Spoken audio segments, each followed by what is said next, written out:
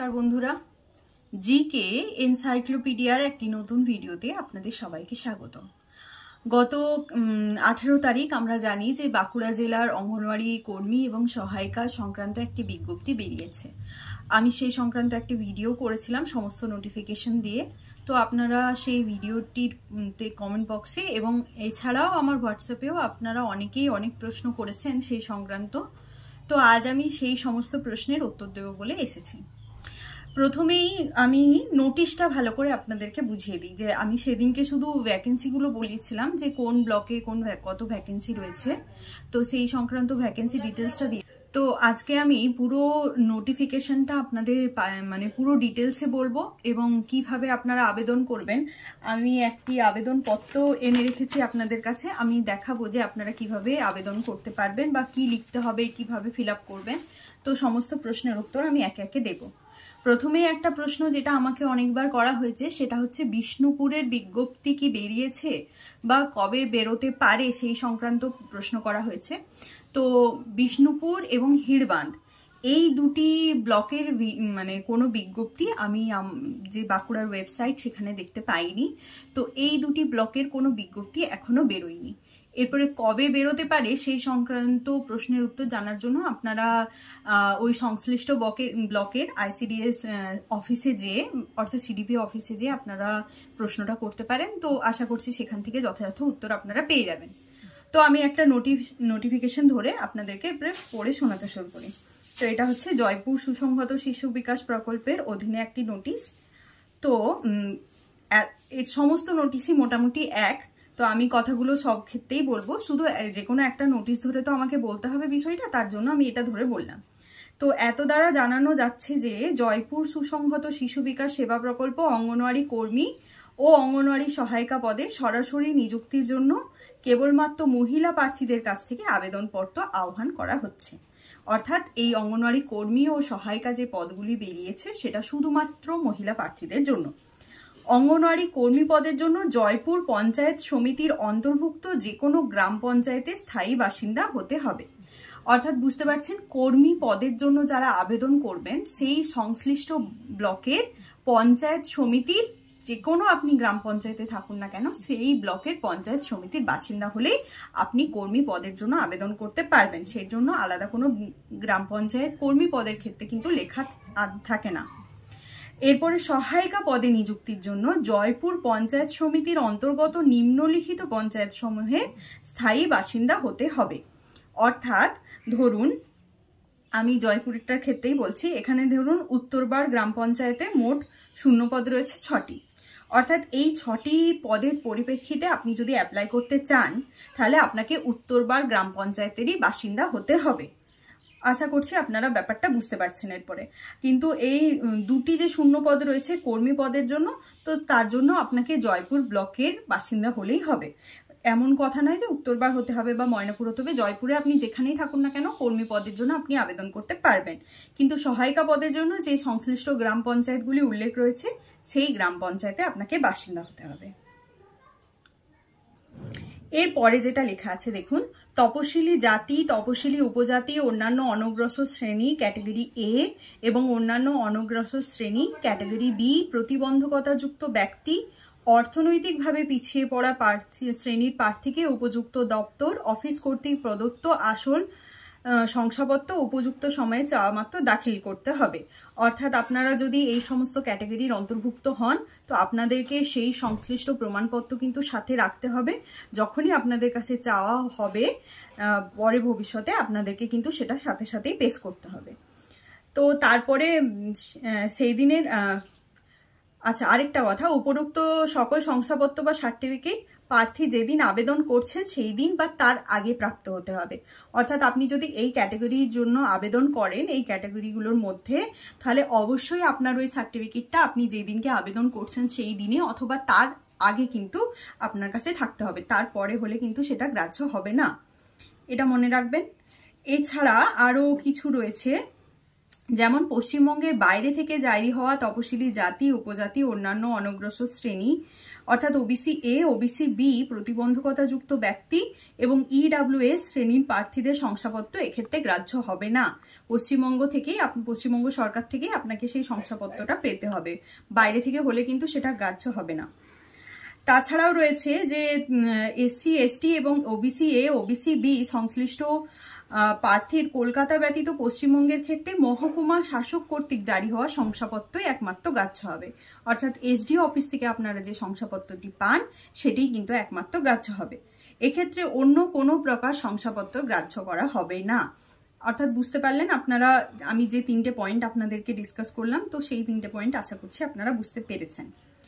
এরপরে কি বলেছে 4 নম্বর পয়েন্টে, ওবিসি এ এবং ওবিসি বি এর ক্ষেত্রে সংশ্লিষ্ট প্রার্থীকে চাওয়া মাত্রই যথোপযুক্ত সময়ে তার বাসস্থান এলাকার সংশ্লিষ্ট মহকুমা শাসক প্রদত্ত এনসিএল নন ক্রিমি লেয়ার এর শংসাপত্র জমা করতে হবে। এরপরে রয়েছে প্রতিবন্ধকতার শংসাপত্র। সংশ্লিষ্ট প্রার্থীকে পশ্চিমবঙ্গে যে কোনো সরকারি মেডিকেল কলেজের মেডিকেল বোর্ড এবং পশ্চিমবঙ্গের কোনো জেলা হাসপাতালের মহকুমা শাসকের মেডিকেল বোর্ড দ্বারা শংসাপত্র জমা করতে হবে। এরপরে যে 6 নম্বর পয়েন্টটা, সেটা রয়েছে অর্থনৈতিকভাবে পিছিয়ে পড়া প্রার্থী শ্রেণীর ক্ষেত্রে, যেটা বাঁকুড়া জেলা শাসক বাঁকুড়া কর্তৃক প্রদত্ত হতে হবে। তো এটা হচ্ছে আপনার বিভিন্ন যে ক্যাটাগরিগুলো রয়েছে তার কিভাবে কি শংসাপত্র পাওয়া যাবে বা কোন শংসাপত্র গ্রাহ্য হবে তার ডিটেলস। এরপরে কিছু রয়েছে যেটা হচ্ছে আবশ্যিক শর্তাবলী। প্রার্থীকে অবশ্যই ভারতীয় নাগরিক এবং মহিলা হতে হবে, 1 নম্বর পয়েন্টেই রয়েছে। অর্থাৎ প্রার্থীকে অবশ্যই মহিলা হতে হবে এবং ভারতীয় নাগরিক হতে হবে। ন্যূনতম শিক্ষাগত যোগ্যতা কি চেয়েছে, 18/7/2024 এই দিনকে ভিত্তি করে অঙ্গনওয়াড়ি কর্মী ও সহায়িকা পদের জন্য ন্যূনতম শিক্ষাগত যোগ্যতা পশ্চিমবঙ্গ সরকার স্বীকৃত বোর্ড, কাউন্সিল অথবা উচ্চ মাধ্যমিক সমতুল পরীক্ষায় উত্তীর্ণ হতে হবে। অর্থাৎ আপনাকে উভয় ক্ষেত্রেই উচ্চ মাধ্যমিক পাস হতে হবে। স্থায়ী বাসস্থান সংক্রান্ত শর্ত। আচ্ছা, এর আগেরটা যেমন বললাম, একটা বাদ গেছে, বয়সটা বাদ গেছে। তো বয়স হচ্ছে 18/7/2024 হিসেবে প্রার্থীকে ন্যূনতম 18 বছর বয়সের হতে হবে। অর্থাৎ 18/7/2024 আগে আপনার বয়স 18 বছর সম্পূর্ণ হয়ে যেতে হবে এবং তিনি উক্ত 18/7/2024 তারিখে কোনো মতেই 35 বছরের বেশি হতে পারবেন না। অর্থাৎ 18 থেকে 35 এটাই কিন্তু বয়স এখানে চেয়েছে। এছাড়া অর্থাৎ সকল প্রার্থীর জন্ম তারিখটা এখানে মেনশন করে দিয়েছে, দেখবেন যে 18/7/1989 এবং তারপরে এবং 18/7/2006 বা তার আগে আপনার জন্ম হতে হবে। আবশ্যিক শর্তাবলী সকল প্রার্থীদের জন্য যথা তপশিলি জাতি, উপজাতি, ওবিসি এ, ওবিসি বি এবং প্রতিবন্ধকতাযুক্ত ব্যক্তি, ইডব্লিউএস সব ক্ষেত্রেই প্রযোজ্য হবে। অর্থাৎ এক্ষেত্রে কিন্তু কোথাও বয়সের ছাড় দেওয়া হয়নি। এরপরে কি বলেছে, জন্ম নিবন্ধীকরণ শংসাপত্র মাধ্যমিক বা সমতুল পরীক্ষার নিবন্ধীকরণ। অর্থাৎ আমরা যে মাধ্যমিক দিই সেই অ্যাডমিট কার্ডে যে বয়সটা লেখা থাকে সেই অ্যাডমিট কার্ডের বয়সটা এখানে গ্রাহ্য হবে বা বয়স সংক্রান্ত প্রমাণ হিসেবে স্বীকৃত হবে বলে লেখা আছে। এরপরে চলে আসি স্থায়ী বাসস্থান সংক্রান্ত শর্ত। অঙ্গনওয়াড়ি কর্মী পদের জন্য সকল প্রার্থী আবেদন করবেন তাকে অবশ্যই জয়পুর সমষ্টি উন্নয়ন ব্লক, জয়পুর পঞ্চায়েত সমিতির বাসিন্দা হতে হবে এবং অঙ্গনওয়াড়ি সহায়িকা পদের জন্য যে প্রার্থী আবেদন করবেন তাকে অবশ্যই জয়পুর ব্লকের সংশ্লিষ্ট গ্রাম পঞ্চায়েতে স্থায়ী বাসিন্দা হতে হবে। এখানে দেখুন, আপনারা অনেকেই আমাকে প্রশ্ন করেছেন যে আপনারা কি দুটো পদের জন্যই অ্যাপ্লাই করতে পারবেন। তো আমি এখানে দেখেছি পুরো নোটিফিকেশনটা পড়ে, এখানে কিন্তু কোথাও উল্লেখ করা নেই যে একটি পদের জন্য আবেদন করা যাবে। যেহেতু উল্লেখ করা নেই তো সেই ক্ষেত্রে বলা যেতেই পারে যে আপনারা দুটো পদের জন্য আবেদন করতেই পারেন।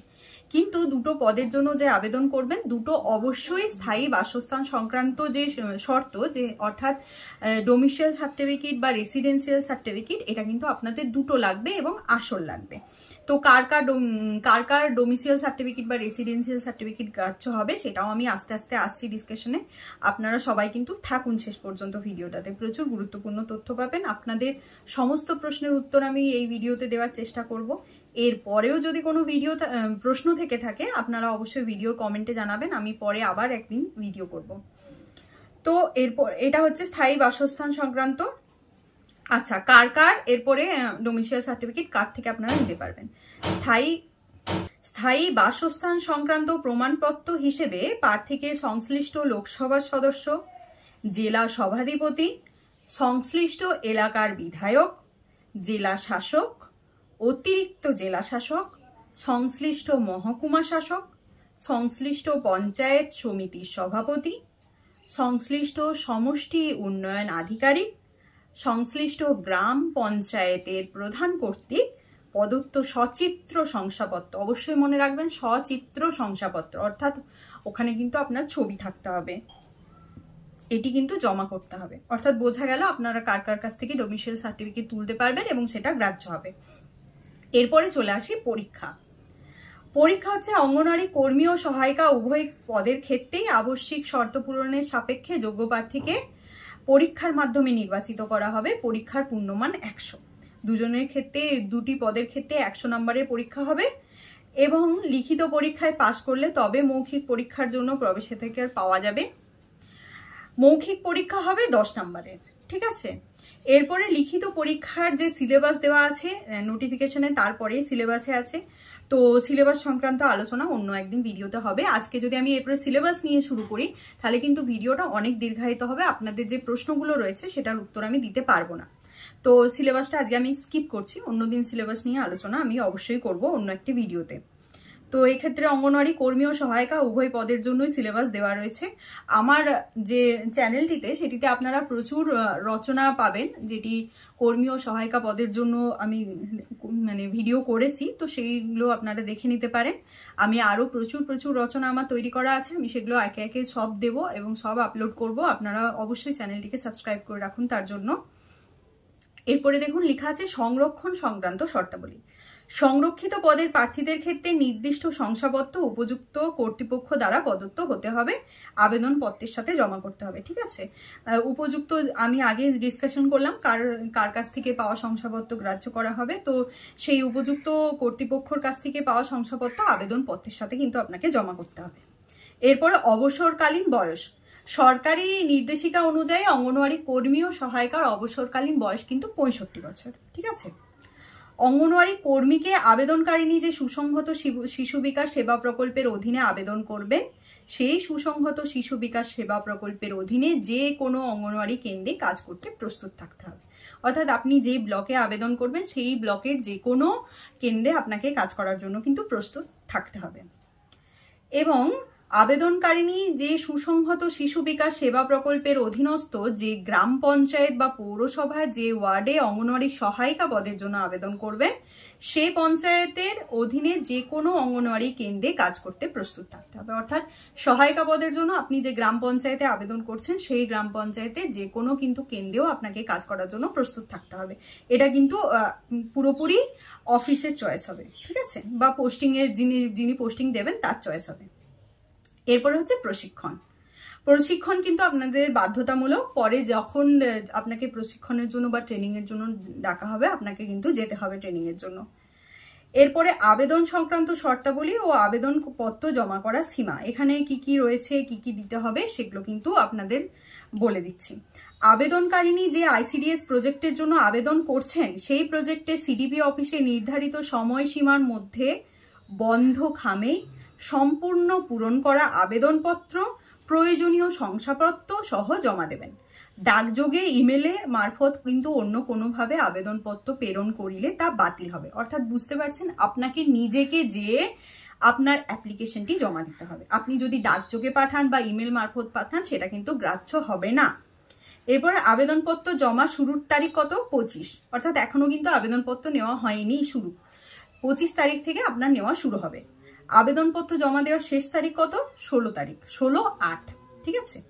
এরপরে আবেদনপত্র জমা দেওয়ার সময় প্রতি সরকারি কাজের ছুটির দিন ব্যতীত দুপুর 12টা থেকে বিকেল 3টে, এই দুপুর 12টা থেকে বিকেল 3টের মধ্যে কিন্তু আপনি আবেদনপত্র জমা দিতে পারবেন।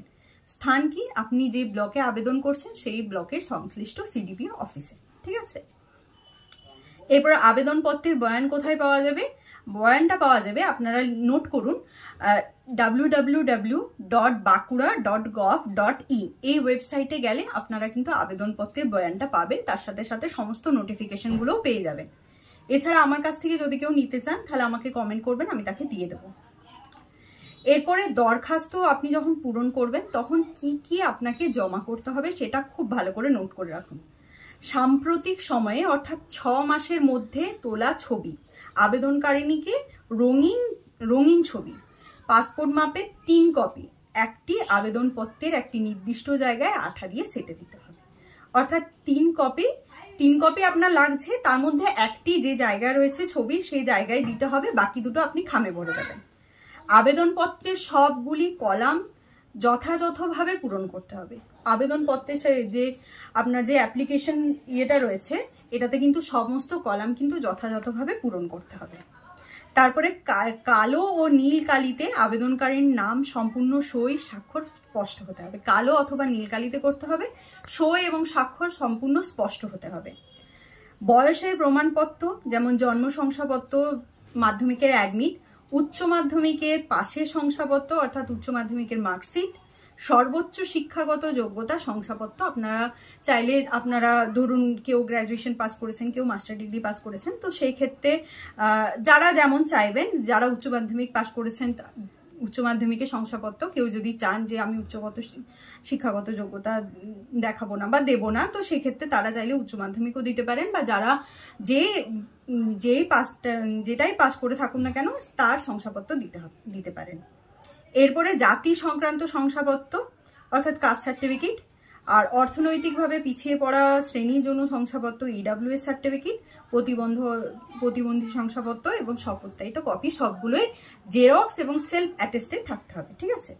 এরপরে নিজের নাম ঠিকানা লেখা 5 টাকার ডাক টিকিট লাগানো 2টি খাম আপনাকে দিতে হচ্ছে, যেটাতে নিজের নাম লেখা থাকবে, ঠিকানা লেখা থাকবে এবং 5 টাকার ডাক টিকিট চেটানো থাকবে, সেই রকম 2টি খাম আপনাকে দিতে হবে। এরপরে স্টার দিয়ে কি লেখা আছে, 1, 2, 3, 4, 5 নম্বর শর্তাবলী আবশ্যকীয়ভাবে আবেদনপত্রে পূরণীয়, অন্যথায় আবেদনপত্রটি বাতিল করতে হবে। আমি যে এই 5টা বললাম আপনাকে পয়েন্ট, যে প্রথম কথা হচ্ছে ছবি 3টে, একটা চেটানো থাকবে, বাকি 2টো খামে দেবেন। তারপরে হচ্ছে আপনার যথাযথভাবে আবেদনপত্রটি পূরণ করা থাকতে হবে, কালো অথবা নীল কালিতে হতে হবে, এবং সমস্ত প্রমাণপত্র তার জেরক্স এবং তার সাথে সই, এবং নিজের নাম ঠিকানা লেখা, 5 টাকার ডাক টিকিট লাগানো 2টি খাম, এগুলো কিন্তু অবশ্যই দিতে হবে। তাছাড়া আপনার যে আবেদনপত্র সেটি কিন্তু বাতিল বলে গ্রাহ্য হবে। ঠিক আছে। বাতিল দরখাস্তকারীদের তালিকা নির্দিষ্ট সময়ে সংশ্লিষ্ট সিডিবি অফিসে নোটিশ বোর্ডে টাঙিয়ে দেওয়া হবে। যাদের নাম বাতিল হবে তাদের তালিকা সংশ্লিষ্ট সিডিবি অফিসে টাঙিয়ে দেওয়া হবে। সঠিক প্রার্থীদের লিখিত পরীক্ষার জন্য সচিত্র প্রবেশপত্র বা অ্যাডমিট কার্ড আপনারা ডাকযোগে বা সরাসরি হাতে প্রদান করা হবে। এক্ষেত্রে পরবর্তীকালে নির্দেশিকা জারি হবে। আপনাদের কিভাবে অ্যাডমিট দেওয়া হবে সেই সংক্রান্ত নির্দেশিকা পরবর্তীকালে কিন্তু জারি হবে, আপনারা সেটা জানতে পেরে যাবেন। এবং লিখিত পরীক্ষার তারিখ, স্থান, সময়ও পরবর্তীকালে জানানো হবে। ঠিক আছে। আপাতত এগুলো ছিল বেশ গুরুত্বপূর্ণ, যেগুলো হচ্ছে আপনার আবেদনপত্র বা নোটিশের সাথে দেওয়া থাকে, যেগুলো আপনাদেরকে অবশ্যই বলতে হতো বা জানাতে হতো। আশা করছি এরপরে আপনাদের কোনো ভুল হবে না। আচ্ছা, কিছু কিছু প্রশ্ন আছে যেগুলো আমাকে অনেকবারই করা হয়েছে, তো সেই সমস্ত কিছু প্রশ্নের উত্তর আমি দিই।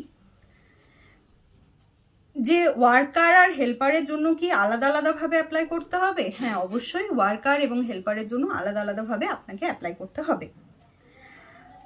আচ্ছা, একই অ্যাপ্লাই কি ওয়ার্কার হেল্পারের এক্সাম দেওয়া যাবে না? আপনাকে তো আলাদা আলাদাভাবে অ্যাপ্লাই করতে হবে। একজন ক্যান্ডিডেট দুটো অ্যাপ্লাই করতেই পারে, যেহেতু এখানে কোথাও মেনশন করা নেই যে একজন ক্যান্ডিডেট একটাই অ্যাপ্লাই করতে পারবে, সেক্ষেত্রে আপনারা দুটো অ্যাপ্লাই করতেই পারেন, কিন্তু দুটো আলাদা আলাদাভাবে অ্যাপ্লাই করতে হবে আপনাকে। আচ্ছা, অনেকগুলো প্রজেক্ট আছে, যে কিছু কিছু ব্লকে ধরুন মেইন প্রজেক্ট এবং অ্যাডিশনাল প্রজেক্ট বলে আলাদা আলাদা দুটো আছে।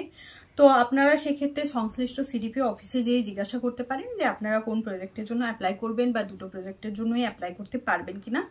তো এটা আপনারা সংশ্লিষ্ট সিডিপি অফিসে যেয়ে জিজ্ঞাসা করবেন। আচ্ছা, আরেকটা যেটা আমাকে অনেকেই জিজ্ঞাসা করেছেন যে দিদি আমার এই ব্লকে বাড়ি কিন্তু আমার বিয়ে হয়েছে অন্য একটি ব্লকে বাঁকুড়ার, তো সেক্ষেত্রে আমি কোন ব্লকের হয়ে অ্যাপ্লাই করব। তো আপনি যে ব্লকে এখন থাকেন, যেই ব্লকে আপনার ঠিকানা, যেই ব্লকে আপনি রেসিডেন্সিয়াল সার্টিফিকেট পাবেন, তো সেই ব্লকের ক্ষেত্রে আপনি অ্যাপ্লাই করতে পারেন। ধরুন বিবাহিত হয়ে আপনি অন্য একটি ব্লকে গেছেন, সেই ব্লকে আপনি যদি রেসিডেন্সিয়াল সার্টিফিকেট তুলতে পারেন তাহলে সেই ব্লকে অ্যাপ্লাই করবেন। রেসিডেন্সিয়াল সার্টিফিকেটটাই মূলত মেইন হচ্ছে অ্যাড্রেস প্রুফ হিসেবে এখানে গ্রাহ্য করা হবে। এরপর আমি চলে আসি আবেদনপত্র কিভাবে পূরণ করবেন। ঠিক আছে, এখানে দেখুন ছবি লাগানোর জায়গা আছে, তো এখানে আপনারা ছবি লাগাবেন। এখানে কোন ব্লকে করছেন, অর্থাৎ ধরুন যে ব্লকের ক্ষেত্রে করবেন এখানে সেই ব্লকের নামটা লিখবেন। ঠিক আছে, এখানে একটু আবছা এসেছে প্রিন্ট করার সময়। এখানে দেখুন বিজ্ঞপ্তি প্রকাশের তারিখ, এখানে প্রতিটা বিজ্ঞপ্তিতে একটা মেমো নাম্বার আছে, সেই বিজ্ঞপ্তি প্রকাশের বিজ্ঞপ্তির মেমো নাম্বার এবং তারিখটা এখানে দিতে হবে। ঠিক আছে, এবার এখানে নাম লিখতে হবে। দেখুন আচ্ছা, আরেকটা মেন জিনিস যেটা আপনাকে বলতে ভুলে গেছি, কেবলমাত্র স্বহস্তে লিখিত বা ছাপানো আবেদনপত্রই গৃহীত হবে। বুঝতে পারছেন, মানে নিজের হাতে লিখতে হবে। এটা কিন্তু আপনি যদি প্রিন্ট আউট করে কোথাও থেকেও টাইপ করে নিয়ে চলে যান তো সেক্ষেত্রে কিন্তু সেটা গ্রাহ্য নাও হতে পারে। খুব ভালো হবে যদি আপনি এটা নিজে লিখে ফিল আপ করেন। এরপরে নিজের নাম লিখলেন, এখানে আপনার যে পিতা বা বাবার নাম লিখতে হবে, পূর্ণ স্থায়ী ঠিকানা দিতে হবে, আপনি এখন যেখানে আছেন, যেখানে রেসিডেন্সিয়াল সার্টিফিকেট তুলতে পারবেন, এবং বর্তমান ঠিকানাটাও দিতে হবে সেখানের। এরপরে যেখানে রেসিডেন্সিয়াল সার্টিফিকেট এখন তুলবেন আর কি। এবার গ্রাম পঞ্চায়েত বা ওয়ার্ডের নাম, এটা আপনাকে দিতে হবে। তারপরে দেওয়া আছে জন্ম তারিখ, আপনাকে যেটা আপনার জন্ম তারিখ সেটা এখানে লিখবেন এবং তার সাথে অ্যাডমিট কার্ডের জেরক্স জমা দেবেন। শিক্ষাগত যোগ্যতা, এখানে উচ্চ মাধ্যমিক চেয়েছে, এখানে উচ্চ মাধ্যমিক আপনি কত % পেয়েছেন সেটা লিখে দিতে পারেন এবং কত সালে পাস করেছেন সেটা লিখে দিতে পারেন। তার সাথে উচ্চতর শিক্ষাগত যোগ্যতা কি আছে সেটাও দিতে পারেন এবং এখানে অবশ্যই আপনাকে উচ্চ মাধ্যমিকের রেজাল্টের জেরক্স দিতে হবে। এবারে নাগরিকত্ব সংক্রান্ত প্রমাণপত্র, এখানে কোনটা দিচ্ছেন, ভোটার, আধার, পাসপোর্ট, এখানে কোনটা দিচ্ছেন সেটা মেনশন করে দেবেন এবং তার জেরক্স দেবেন। অবশ্যই সমস্ত জেরক্সে সই থাকতে হবে। আর ভোটার কার্ড যদি দেন তাহলে ভোটার কার্ডের নাম্বার, আধার কার্ড দিলে আধার কার্ডের নাম্বারটা এখানে মেনশন করে দেবেন। এরপর স্থায়ী বাসিন্দা সংক্রান্ত প্রমাণপত্র এখানে দেবেন এবং কোথা থেকে সেটা নিচ্ছেন সেটা দিতে পারেন। জাতি, কাস্ট এখানে লিখবেন এবং কাস্টে আপনার যদি জেনারেল ছাড়া অন্য কোনো কাস্ট হয় তার অবশ্যই জেরক্স এবং তাতে সই করে দেবেন এবং সাবকাস্ট যদি থাকে সেটা ব্যাকেটে লিখে দেবেন। এবার অন্যান্য যোগ্যতা যদি আপনার থাকে আপনি সেটা লিখে দিতে পারেন এখানে। আর অর্থনৈতিকভাবে পিছিয়ে পড়া অর্থাৎ ইডাব্লিউএস এর জন্য 2024-25 সালের জন্য প্রমাণের সার্টিফিকেট কপি এখানে দেবেন। আর যেটা থাকবে না, যেটা ধরুন আপনার ক্ষেত্রে প্রযোজ্য হবে না, সেটা নীল বলে লিখে দিতে পারেন। এরপরে এখানেও বিজ্ঞপ্তি নম্বর আর তারিখ দিতে হবে আর এখানে আপনার পূর্ণ স্বাক্ষর থাকতে হবে। ঠিক আছে, তো এটাই মোটামুটি আবেদনপত্র। খুব একটা কঠিন বিষয় কিছু নেই, খুবই সোজা আবেদনপত্র। নিজের হাতে লিখে ফিল আপ করবেন এবং অবশ্যই যা যা চেয়েছে আমি যেগুলো বললাম সেগুলো নিয়ে একটা খামে বন্দি করে আপনি নিজস্ব ব্লকের সংশ্লিষ্ট সিডিপিও অফিসে যেয়ে জমা দেবেন। এখন এখানে যে ছবির কথাটা দিয়েছে, সাম্প্রতিকতম স্বপ্রত্যায়িত সাম্প্রতিক রঙিন পাসপোর্ট ছবি, অবশ্যই রঙিন দেবেন, হ্যাঁ, কোনো সাদা কালো ছবি দেবেন না। এখানে রঙিন ছবি চেয়েছে এবং স্বপ্রত্যায়িত নিজের সই করা ছবি চেয়েছে। এই পোর্শনটা এবং নিচের এই পোর্শনটা অফিসের জন্য, অর্থাৎ এই প্রশাসনিক কার্যালয় থেকে এটা হচ্ছে ফিল আপ করবে। এটা আপনারা কিছু করবেন না, আপনাদের যেটুকু পোর্শন দেওয়া আছে আপনারা সেটুকু ফিল আপ করে একটা খামে বন্দি করে আপনারা সংশ্লিষ্ট সিডিপিও অফিসে 25 তারিখ থেকে শুরু হবে, 25 তারিখ থেকে একদম 16 তারিখ পর্যন্ত চলবে, দুপুর 12টা থেকে 3টার মধ্যে আপনারা গিয়ে জমা দেবেন। আশা করছি আপনারা অনেক প্রশ্নের উত্তর পেয়েছেন এবং এর পরেও যদি আপনাদের কোনো প্রশ্ন থেকে থাকে আমাকে অবশ্যই কমেন্ট বক্সে জানাবেন, আমি সেগুলোর উত্তর পরের ভিডিওতে দেওয়ার চেষ্টা করব। ধন্যবাদ পুরো ভিডিওটা মনোযোগ সহকারে দেখার জন্য।